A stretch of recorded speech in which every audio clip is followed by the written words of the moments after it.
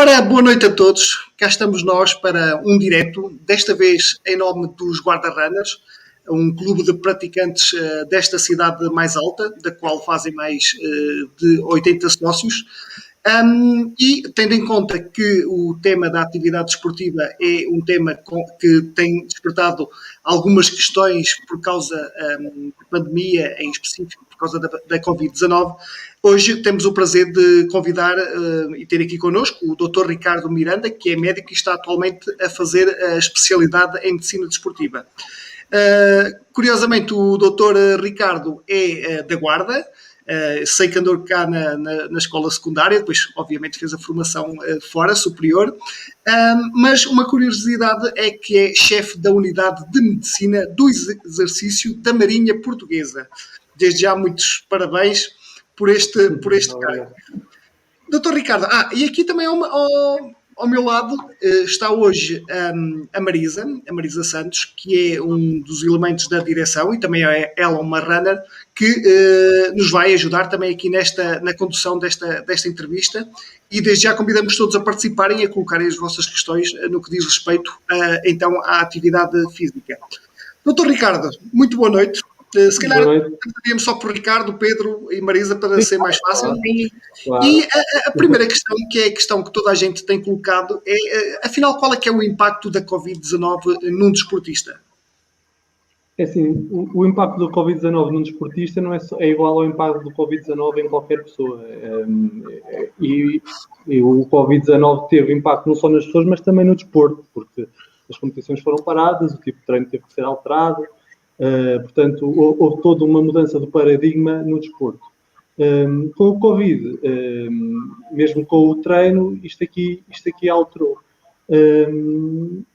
Depois, tem a ver com a patologia dos desportistas, que é igual à patologia que pode acontecer a qualquer pessoa em geral, não é? Um desportista pode sofrer da doença e depois de sofrer da doença pode ter as mesmas complicações que outra pessoa qualquer e tem que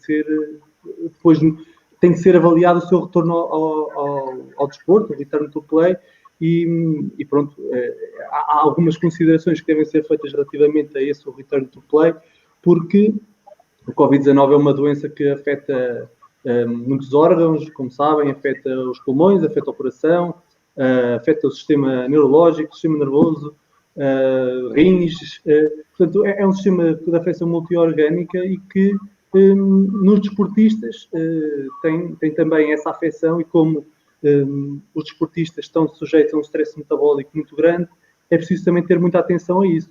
Nós geralmente preocupamos mais com a parte cardiovascular e a parte respiratória, porque geralmente são aquelas que dão origem à morte súbita, e a Covid-19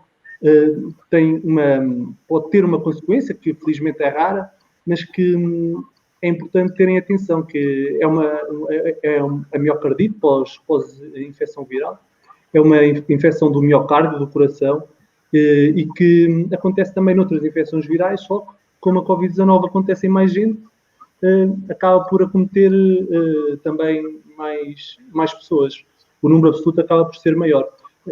Acaba por ser uma patologia que não é fácil de diagnosticar, é preciso ter algum grau de suspeição clínica, são necessários fazer alguns exames de diagnóstico, mas tem bastante implicância no desporto, porque pode implicar até uma paragem de 3 a 6 meses.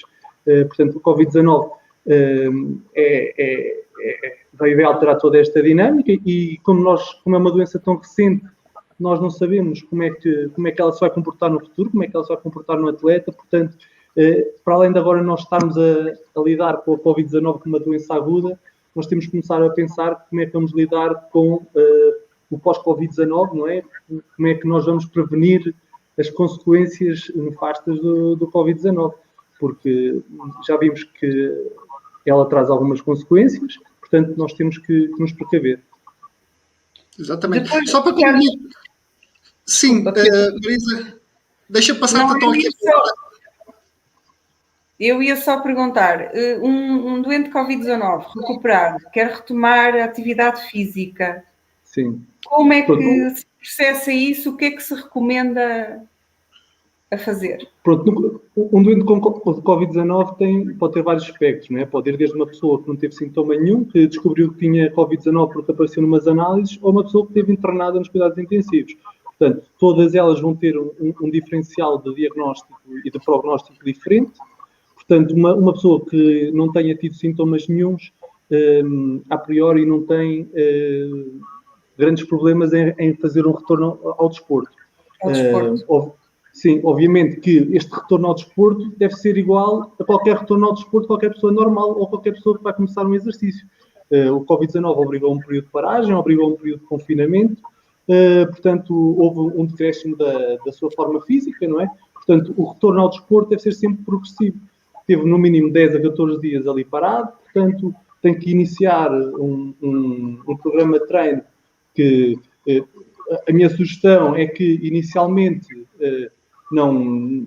portanto, 10 dias em que está a fazer atividades da vida diária básicas, que não têm grande intensidade, não é? Que é quando o dia que está em casa, mas a partir do momento em que tem alta, isso não tem sintomas, isso não faz, se não é atleta de alta competição, portanto, acho que um retorno progressivo, imaginemos, nos primeiros 2 dias começar com 15 minutos de exercício, nos segundos depois explorar bem, passar para meia hora, depois para os 45 minutos, depois para 1 hora, isto tudo sempre a uma intensidade moderada, para se perceber, por exemplo, para se quantificar a intensidade, nessas primeiras alturas, as pessoas devem, quando estão a fazer o exercício, devem conseguir falar uma com a outra. Por exemplo, quando estão a fazer o exercício, devem conseguir manter uma conversa. Portanto, quando conseguem manter uma conversa, estão numa intensidade mais ou menos moderada, portanto, acho que esse será o ponto de partida para qualquer pessoa.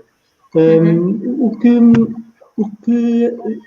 já não acontece com um atleta, porque um atleta de alto rendimento, às vezes, estas situações assintomáticas, e indo logo para uma situação de stress metabólico e de muita atividade, convém ser avaliado por um médico. Há certo, por exemplo, o ECG e o raio-x tórax, se calhar, acho que são exames básicos para ver se não existe nenhuma sequela cardíaca ou pulmonar neste tipo de pessoas. Agora, nas pessoas que já tiverem mais sintomas, por exemplo, que tiverem falta de ar, que tiverem tido falta de ar, que tiverem tido dor torácica, que tivessem tido palpitações, essas pessoas, sim, antes de iniciarem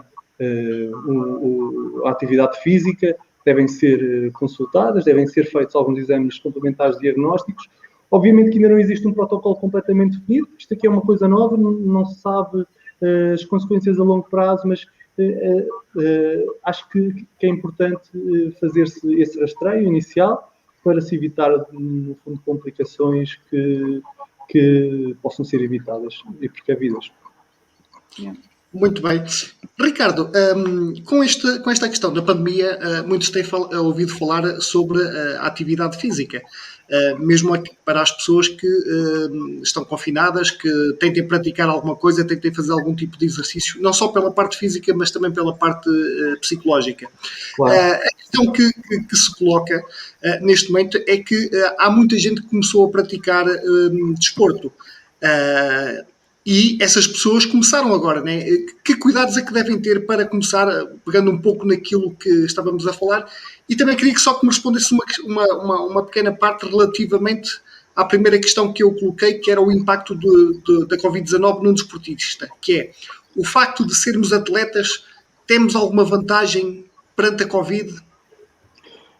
Pronto, respondendo já a essa questão de sermos atletas, termos vantagem perante a Covid, é assim, normalmente um atleta é uma pessoa que não tem fatores de risco cardiovasculares, não tem diabetes, não tem hipertensão, não tem todas as condições que podem causar um pior prognóstico para o Covid. Logo, nesse sentido, eu diria que, sim, um atleta tem, se calhar, menos risco porque não tem esses fatores de risco, não é por ser atleta, é porque eliminou esses fatores de risco. Obviamente que o exercício físico, através da libertação de algumas hormonas e de algumas proteínas que ajudam o sistema imunitário, está protegido. Mas aqui depois também há que diferenciar dois tipos de atletas. Há o atleta que vai correr e que tem a sua atividade cardiovascular, tem uma intensidade moderada e nesse sentido, sim, não corre muito risco, mas, no entanto, nos atletas de alta competição, em que têm cargas de treino muito intensas, há ali um período após a carga de treino em que a imunidade até baixa um bocadinho. Portanto, nesse período é preciso ter também algum cuidado, porque uma coisa é fazer exercício físico de uma forma moderada e para a saúde, outra coisa é fazer exercício físico de alta competição, em que, obviamente, tem intensidades muito elevadas, anda sempre ali no limbo do equilíbrio da homeostasia, isto é, do equilíbrio entre o corpo estar bem e deixar de estar um bocadinho bem. E pronto, nesse sentido, todo o atleta que tem exercício físico de uma forma saudável e não demasiado intensa, sim, está completamente protegido, no sentido em que não tem a priori esses fatores de risco. Eu gostaria aqui também de falar, porque uma pessoa, quando decide fazer exercício, é sempre salutar, é sempre ótimo fazer exercício. Vai ajudar em muitas coisas da vida, se não é só na parte física, porque nos torna mais ativos, torna-nos mais adaptados, porque no fundo a atividade física o que é? Nós, com a atividade física, estamos a induzir um desequilíbrio. Nós estamos num estado basal, nós com a atividade física vamos ficar um bocadinho cansados, mas depois quando recuperamos um bocadinho mais fortes. Portanto, quando nós recuperamos mais forte, é esse equilíbrio que nós estamos a induzir. E é tornando-nos mais fortes que a atividade física tem influência para a nossa saúde. Adaptamos-nos a um estado superior de atividade. Portanto, por isso é que a atividade é boa. Relativamente às pessoas que dizem que, olha, hoje vou ficar no sofá, não vou fazer exercício. Essas pessoas, embora não tenham noção, estão também a ter uma atitude, mas é uma atitude contrária a de fazer exercício. As pessoas passivamente estão a tomar uma atitude de não o fazer. Embora conscientemente as pessoas não tenham essa noção, mas na realidade estão a dizer, eu não vou usufruir dos benefícios que o exercício me vai trazer. Embora seja uma atitude passiva, uma atitude que não está... que uma pessoa nem tem noção, olha, não me apetece, mas no fundo estamos a ter uma atitude de não usufruir dos benefícios da atividade física. E relativamente, depois, a outra pergunta era sobre... As pessoas que começaram a praticar desporto, quais são os cuidados, não é? Pronto, as pessoas que começaram a praticar desporto, era aquilo que eu falava. Quando começar qualquer atividade física, quando é para iniciar, é como iniciar um comprimido, qualquer coisa, tem que se começar primeiro de uma dose baixa e ir progressivamente aumentando à medida que for tolerando. Portanto, quando vai iniciar exercício, não é ir logo acompanhar aqueles amigos que já correm há 2 anos e que treinam todos os dias e tentar acompanhar o ritmo deles. Não, tem que ser uma coisa progressiva, para diminuir quer o risco de lesão, mas também para diminuir o risco de desmotivação e, obviamente, uma pessoa sedentária, que já tem alguns fatores de risco cardiovasculares, se começa logo com uma intensidade de exercício muito elevada, também corre riscos de saúde. Portanto, a atividade física é de salutar, é sempre bom iniciar a atividade física, tem que ser de uma forma progressiva, para ir condicionando os melhoramentos que ela vai trazer. Ricardo, praticar desporto com máscara, sem máscara? É assim, acho que em primeiro lugar tem que se fazer aquilo que a Autoridade da Saúde diz. O que a Autoridade da Saúde definir, julgo que é sempre o que é melhor para nós. Depois surge aquela questão da máscara, se a gente fica sem oxigênio quando usa máscara, se não fica sem Isso oxigênio. Mesmo. Pronto. Quando nós estamos na atividade de vida normal, a máscara usa-se e não tem alteração no oxigênio das pessoas. Não há alteração do oxigênio sanguíneo das pessoas, não tem problema nenhum.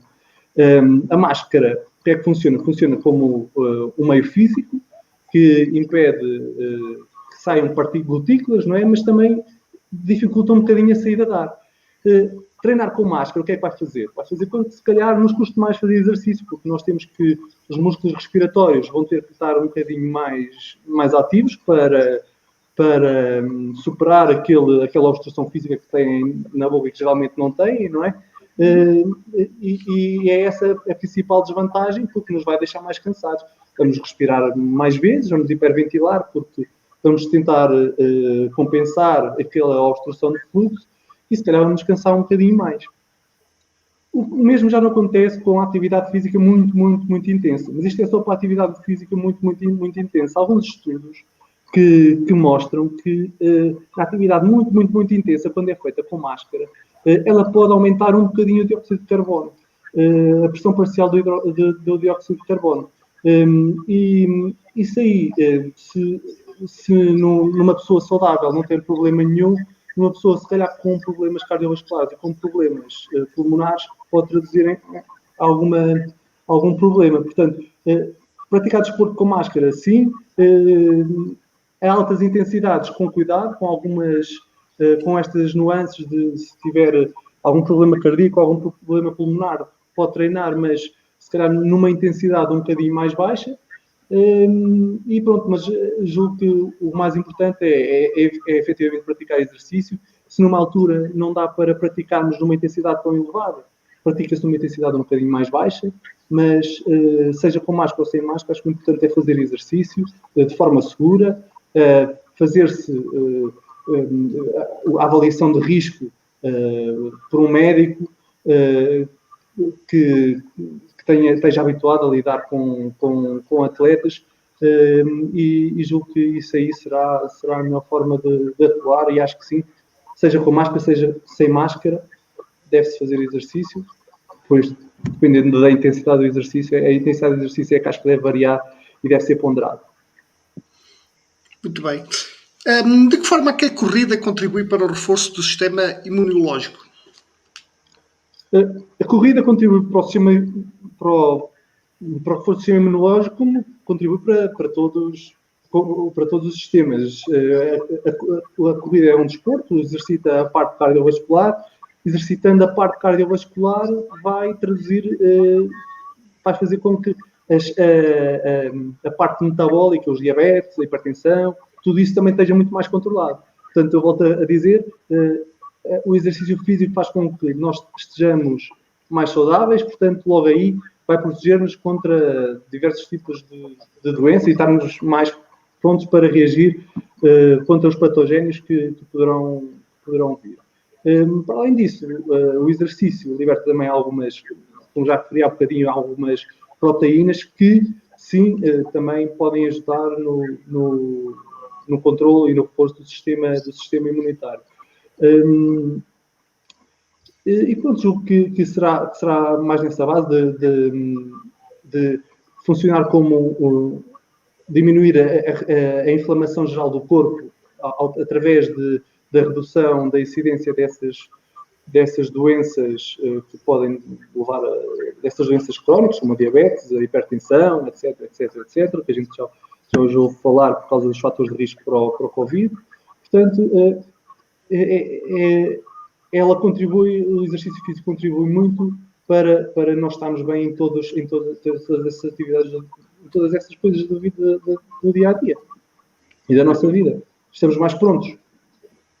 Ricardo, os atletas devem ser... Normalmente um atleta é acompanhado pela clínica geral. Aconselhas a que deve ser acompanhado pelo médico desportista?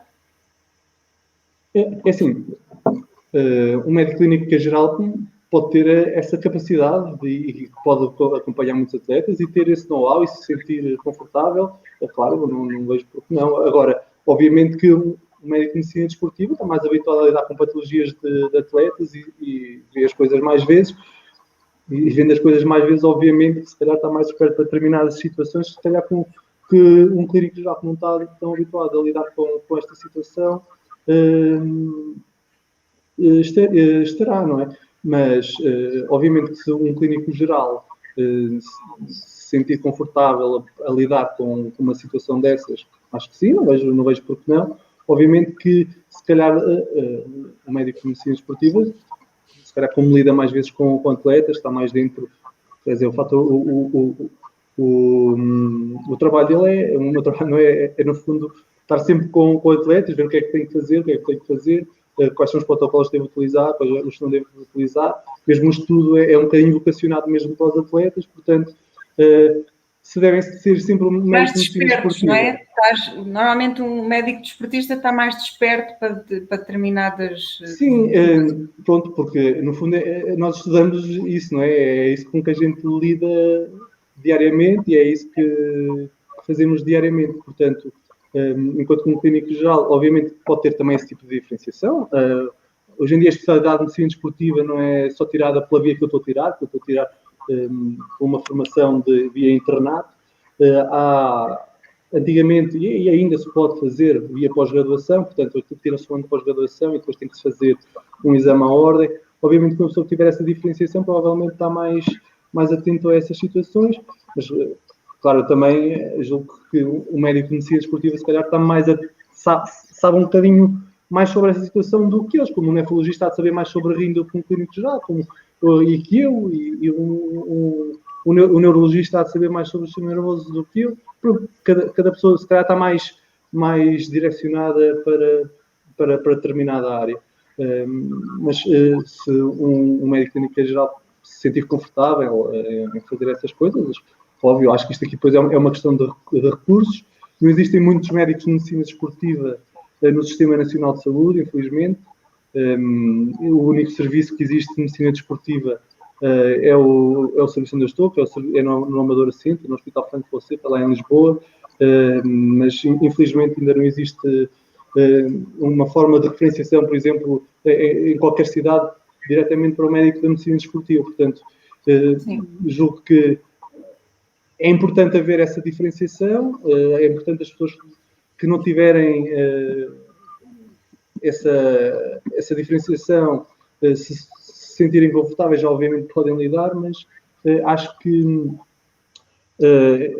agora com este paradigma novo, com todo este despertar para a atividade física, com havendo mais pessoas para fazer atividade física, julgo que a medicina desportiva tem um papel essencial e vai ter um papel preponderante, porque para prevenir aquilo que mais nos preocupa, obviamente, que é a morte súbita. Depois, obviamente, as questões do rendimento, as questões de otimização, essas coisas são outros focos da medicina desportiva, entre outras coisas, mas no que estamos a falar agora nesta parte de prevenção de morte súbita e de prescrição de exercício, agora nesta fase, julgo que o médico de medicina desportiva sabe, isso aí há de ser a competência dele, não é? A nossa competência, mas o médico clínico geral, depende da sua diferenciação, se diferenciou de alguma forma nesse assunto ou não. Temos aqui alguns comentários, depois só dizer que guardamos aqui para a parte final para respondermos a todos, para não misturarmos aqui os temas. E a questão que eu colocava a seguir é relativamente à questão dos confinamentos. Eu, como atleta, passei muito tempo em casa e tenho sempre aquele bichinho, né, de ir correr, de fazer desporto, e houve muitos momentos em que não fui, né? Tive que o fazer aqui em casa ou até na varanda. Qual é que pode ser o impacto psicológico e físico, né, na questão, por exemplo, da massa muscular, que possa advir destes sucessivos confinamentos? O facto de nós estarmos parados em casa, só isso aí vai trazer uma diminuição do condicionamento, não é? Uma diminuição do condicionamento físico. O facto de estarmos isolados das pessoas, o facto de estarmos isolados da nossa rotina, do nosso cotidiano, e dessa rotina também faz parte os treinos, não é? Para um atleta, quer dizer, viver sem treinos é quase nada. Os atletas estão de alta competição, treinam 2 vezes por dia, eles vivem para treinar e para comer e para dormir, porque basicamente é esta a vida deles. Portanto, aí nos atletas, então, há uma repercussão gigante, porque há a diminuição do rendimento, há a diminuição das expectativas, porque muitos deles estavam a tentar subir de rendimento e foram cancelados os Jogos Olímpicos. Muitos deles viram o seu apuramento comprometido, porque agora mesmo as competições cá não contam tanto como as competições fora, portanto tudo isso condiciona. Portanto, nos atletas tem um impacto brutal. Agora, nas pessoas em comum também tem um impacto brutal, porque nós também muitas vezes trabalhamos, mas o nosso ponto alto do dia é quando se calhar vamos dar a corridinha ou vamos fazer o exercício físico durante o dia. Portanto, e quando vamos conviver com as pessoas que estão a fazer exercício físico connosco. Portanto, logo isso aí traz ali um peso, porque ficamos tristes, não é? Vemos-nos privados dessa situação. Portanto, isso aí tem logo um fator importante. Mas hoje em dia, com as tecnologias, também surgiu agora fazer exercício por vídeo, não é? Cada pessoa liga à sua câmara, fazem exercício todos juntos. E pronto, eu acho que é importante manter-se esse espírito de coletivo, continuar-se a fazer exercício, pese embora seja em situações diferentes das que estamos acostumadas, porque toda esta pandemia é diferente daquilo que nós estávamos habituados, mas julgo que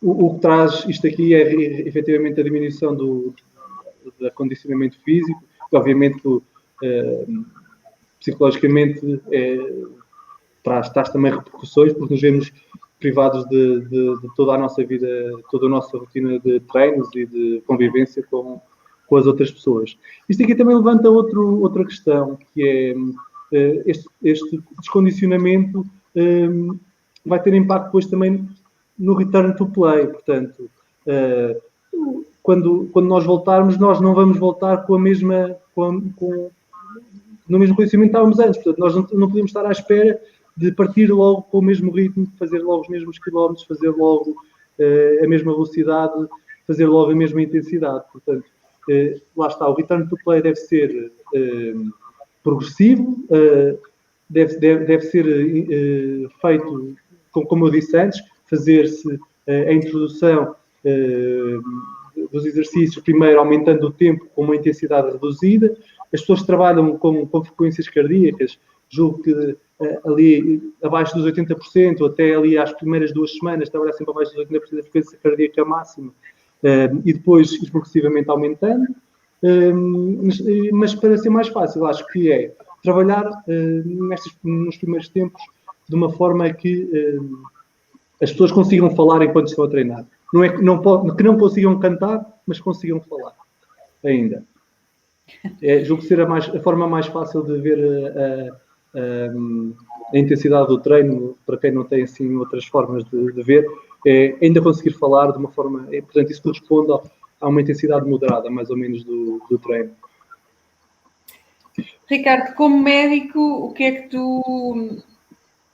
que argumentos é que tu usarias para incentivar as pessoas a praticar desporto, a sair de casa, a movimentarem-se? Que conselhos é que tu darias? Quer dizer, o primeiro conselho é tomarem uma atitude, porque as pessoas têm que ter noção que quando não estão a fazer desporto, estão também a ter uma atitude relativamente a si próprias. Quando eu não estou a fazer desporto, estou a decidir não fazer, embora seja passivamente. Nós estamos muito formatados para eu vou fazer desporto, é uma atitude ativa, não fazer, não acontece nada. Mas não fazer é também uma atitude ativa de não fazer, de não poder usufruir dos benefícios do exercício. Portanto, julgo que o importante é iniciar desporto, iniciar de uma forma, as pessoas que vão iniciar de uma forma também progressiva, não iniciar logo juntando-se ao colega que já faz aquilo há não sei quanto tempo, mas iniciar de uma forma progressiva, porque vai trazer inúmeros benefícios. Primeiro, quem não tem doenças vai preveni-las. Vai tornar a pessoa mais ativa, vai fazer com que a pessoa se canse muito menos, custe menos fazer as suas atividades de vida diária. Vai fazer com que provavelmente adote um estilo de vida mais saudável, porque vai ver que tem aquele esforço, vai se sentir bem e vai ter menos necessidade e menos aquela gula de comer tanta porcaria, não é? E depois, quem tem doenças, julgo que essas pessoas não têm desculpa para não iniciar exercício físico. Exercício físico não quer dizer que seja ir para a rua correr 10 km, não é? O facto de uma pessoa ir para a rua a andar e ir progressivamente aumentando o ritmo da caminhada, um dia até chegar à corrida, fazer isso aí durante 30 minutos por dia, mais ou menos, em que 2 dias por semana faz o treino de força, com eventualmente os agachamentos, umas flexões.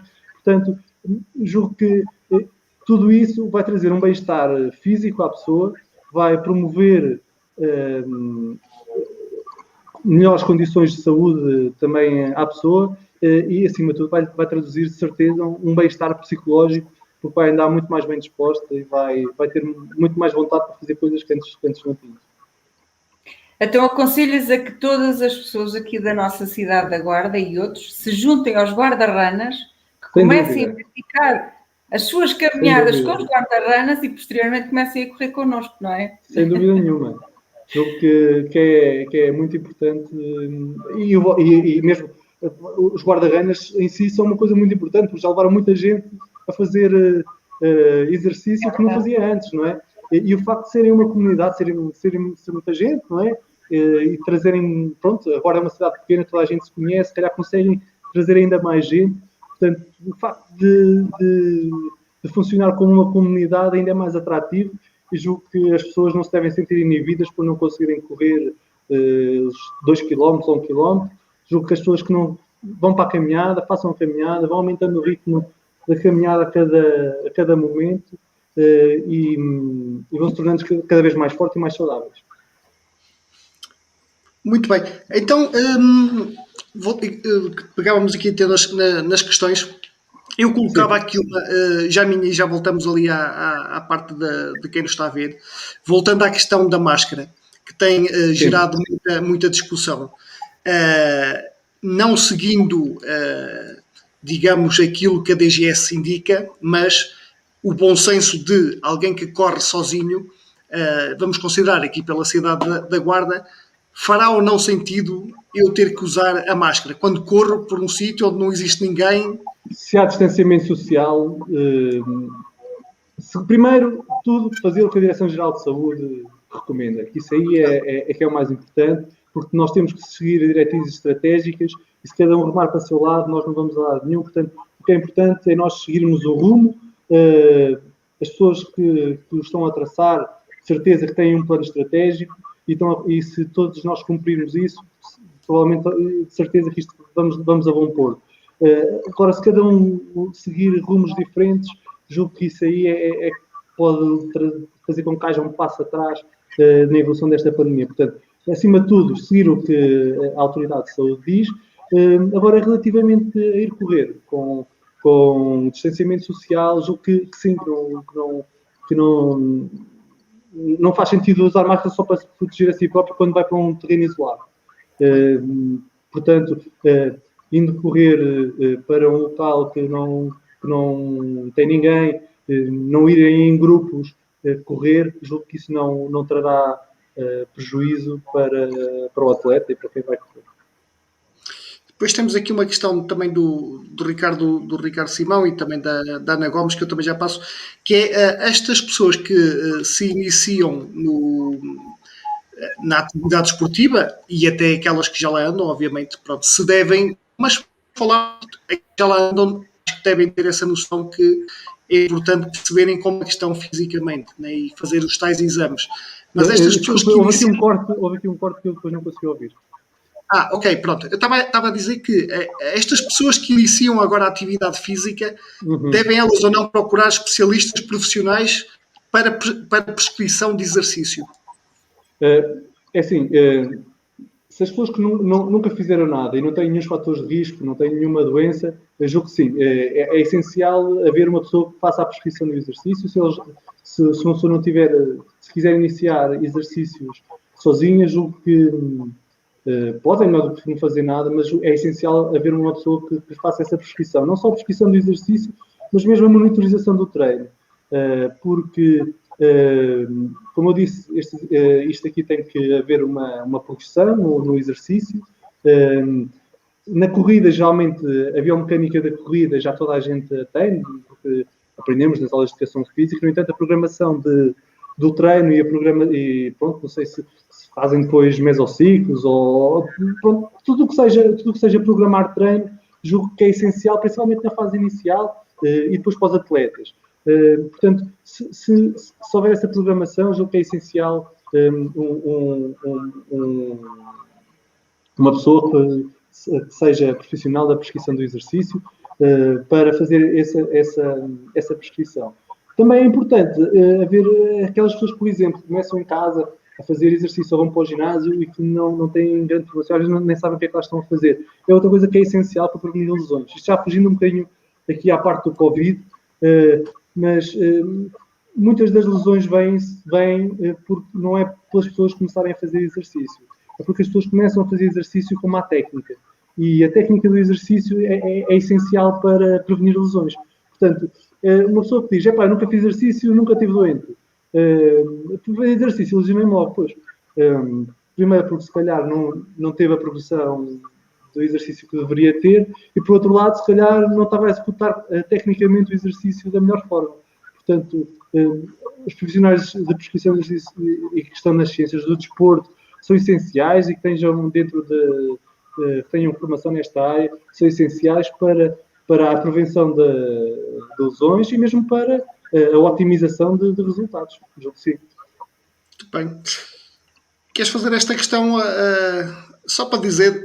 Então passamos ao seguinte, que é Érica Lemos, que vai iniciar a atividade física e é profissional, atleta de alta competição.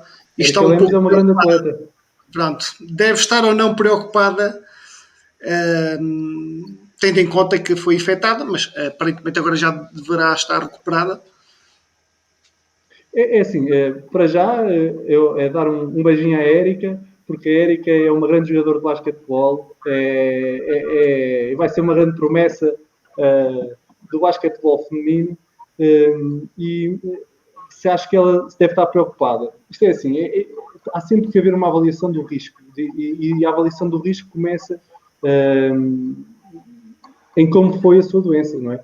Se foi uma doença que foi assintomática ou se foi uma doença que teve muitos dias de sintomas ou que exigiu hospitalização e que tipos de sintomas é que tiveram. E aí é que entra a tal sensibilidade, porque julgo que fazer testes demais, fazer todos os testes não é benéfico, mas é essencial fazer alguns testes para despistar determinadas patologias. Uma delas e geralmente é que está mais associada ao Covid, é a miocardite aguda, que é mais que a gente se preocupa mais, porque, como eu disse, é a inflamação do miocárdio, pode dar arritmias graves. Portanto, é tudo parte da estratificação de risco. Eu não posso dizer que uma pessoa corre risco ou não se eu não souber qual foi o estado dela, em que estado é que ela teve na doença, que sintomas é que ela teve na doença, se é necessário fazer alguma avaliação, se é necessário fazer o ECG, se é necessário fazer o raio-x, se é necessário fazer uma ecografia, um ecocardiograma, se é necessário fazer uma prova de esforço, se é necessário uma prova de esforço cardiopulmonar, uma ressonância. Quer dizer, existem muitos exames complementares de diagnóstico que podem ser úteis e mesmo o exame físico que é importante para depois ver se será necessário fazer mais alguma coisa ou não. À partida não consigo dizer que sim nem que não, só avaliando e vendo como é que as coisas foram, é que se pode dar essa resposta. Mas a Érica está bem acompanhada, ela é uma grande esportista, portanto, ela vai correr bem. Ricardo, temos aqui um colega nosso runner, que é o Marco, que pergunta: que exames de controle deve um atleta fazer para minimizar riscos associados à prática desportiva, em especial quando está mais intensa? É assim, tudo isto vai depender também de antecedentes pessoais, o que é que a pessoa teve e o que é que não teve, que problemas de saúde é que tem, se houve antecedentes familiares, se não houve antecedentes familiares, se já teve lesões antes, se não teve lesões antes, se tem algum fator de risco para lesões, e depois, obviamente, o exame físico é essencial, fazer o exame físico, ver como é que está o coração, ver como é que estão os pulmões. E relativamente aos exames, julgo que uma pessoa que vai iniciar uma atividade física intensa, o ECG é essencial, e depois, dependendo de todas as situações anteriores, da idade do atleta, poderá ser preciso, eventualmente, fazer uma prova de esforço, ou uma prova de esforço cardiopulmonar, Mas lá está, existe um princípio no treino que é o princípio da individualidade, e esse princípio, quer dizer, cada pessoa reage de determinada forma ao exercício e, portanto, tem que se avaliar caso a caso qual será, qual será a melhor atitude. Mas o que, no mínimo dos mínimos, um ECG é essencial, porque há determinados padrões que se vêem no ECG e que surgem na maioria das doenças que podem levar a morte súbita cardíaca. Portanto, o ECG é um bom exame base de partida. Depois, avaliando todas as outras situações que eu disse, poderá ser necessário outro tipo de exames, mas pronto, lá está. Caso a caso, avaliando caso a caso. Exato. Não há uma receita para todos, infelizmente. Ora, aqui mais um. Olha, o nosso vice-presidente, nosso Rui Alves, faz aqui uma pergunta, que é assim: todas as práticas desportivas normalmente requerem a medicina desportiva, que normalmente se resume a um questionário e a um SCG. Bem, isto vai de encontrar aquilo que tu falaste. Sim. Isto não é ser redutor do que deveria ser a medicina desportiva? Não deveria ser a medicina desportiva uma alavanca para a promoção da prática desportiva? Pronto, aqui entramos num ponto de discussão que é muito, muito, muito importante e que vai da avaliação para a competição, que é os exames médico-desportivos. E há exames médico-desportivos que são feitos de uma forma correta, em que é feita a avaliação, o exame físico completo, os antecedentes completos, e, portanto, o exame médico-desportivo é uma boa ferramenta, é uma ferramenta essencial para descortinar patologias graves. Agora, tem que ser um exame médico-desportivo que seja feito adequadamente, porque muitas vezes os exames médico-desportivos são feitos de uma forma menos minuciosa, em que às vezes nem o ECG é bem visto, ou nem o atleta é bem visto. Portanto, quando o exame médico desportivo é feito da forma correta, é uma ferramenta essencial para ver qual é que é, se existe ali mais alguma coisa que seja preciso fazer. Porque o exame médico desportivo, atenção, não é só o exame médico desportivo e o ECG. O ECG é um exame que é essencial. No entanto, o exame médico-desportivo é, no fundo, uma história do doente e, com essa história, o médico tem que fazer o que acha adequado para ver se existem problemas que possam condicionar a atividade física e que possam levar a que haja problemas, seja cardíacos, pulmonares ou outros. Mesmo a nível musculoesquelético, é importantíssimo fazer o exame médico-desportivo. Portanto, respondendo ao vice-presidente Rui Alves, não é? Rui Alves. Julgo que o exame médico-desportivo é essencial, feito de forma adequada. Portanto, o exame médico-desportivo não é só a folhinha e o ECG, o exame médico-desportivo é a história clínica do atleta, mais o ECG, que nos vai, que se for necessário é preciso mais coisas. Portanto, mas o ECG já nos vai dar algumas informações que são muito importantes e que nos podem direcionar para determinado método de diagnóstico ou outro. Muito bem. Não havendo mais questões, penso que também focamos aquilo que é de facto importante para quem quer iniciar a atividade física e para quem já a faz. Aqui uns conselhos muito, muito interessantes por parte do Dr. Ricardo, a quem eu agradeço em nome dos guarda-runners e também de todos os que nos estiveram a ouvir esta noite. São sempre informações importantes, né, que devemos ter em conta, porque muitas das vezes acabamos por fazer, eu quase falo por mim, né, acabamos por fazer desporto e descuramos um pouco destes exames, nem percebemos muito bem, a gente sente-se bem, né, mas isso não quer dizer propriamente muito. E às vezes vimos grandes atletas também a falecerem, né, as tais mortes súbitas, como aqui foi falado, e não se percebe muito bem como é que aquilo aconteceu. Mais uma vez, muito obrigado. Marisa, não sei se queres dizer alguma coisa. Não, só quero mesmo agradecer ao Ricardo. Obrigada. Uma carreira muito promissora para ti. Obrigado. Corra pelo melhor e espero ver-te em breve novamente aqui na Guarda e novamente aqui nos Guarda-Ranas, que temos todo o gosto em ver. Precisar, eu estou sempre os disponível. conselhos. Muito obrigada. Obrigado, eu. Pedro. Boa noite aos dois. Adeus. Adeus. Obrigado. Obrigado.